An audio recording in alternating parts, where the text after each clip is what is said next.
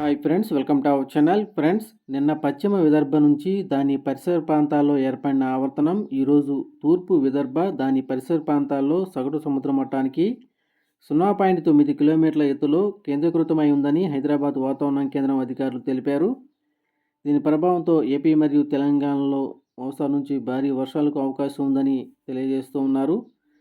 తెలంగాణ రాష్ట్రంలో క్రింది స్థాయిలో గాలులు ప్రధానంగా దక్షిణ ఆగ్నేయ దిశల నుంచి వీస్తున్నాయని తెలిపారు. వీటి ప్రభావంతో ఉరుములు, మెరుపులు, ఎదురుగాలతో కూడిన వర్షాలు కురిసేందుకు అవకాశం ఉంది.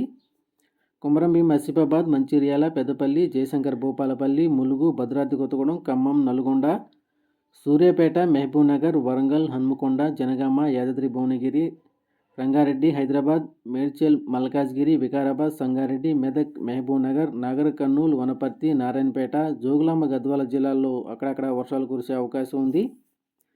ఆగ్నేయ అరేబియా సముద్రం దాన్ని ఆనుకొని ఉన్న కేరళ నుంచి మరత్వాడ వరకు ఉన్న ద్రోణి ఇప్పుడు దక్షిణ అంతర్గత కర్ణాటక నుంచి తూర్పు విదర్భ వరకు సగటు సముద్ర మట్టానికి 0.9 కిలోమీటర్ల ఎత్తులో విస్తరించి ఉందని వాతావరణ శాఖ తెలియజేస్తుంది. దీని ప్రభావంతో ఉత్తర కోస్తా, దక్షిణ కోస్తాలో ఉరుములు, మెరుపులతో కూడిన మోస్తరు నుంచి భారీ వర్షాలు, రాయలసీమలో తేలికపాటి నుంచి మోస్తరు వర్షాలకు అవకాశం ఉంది.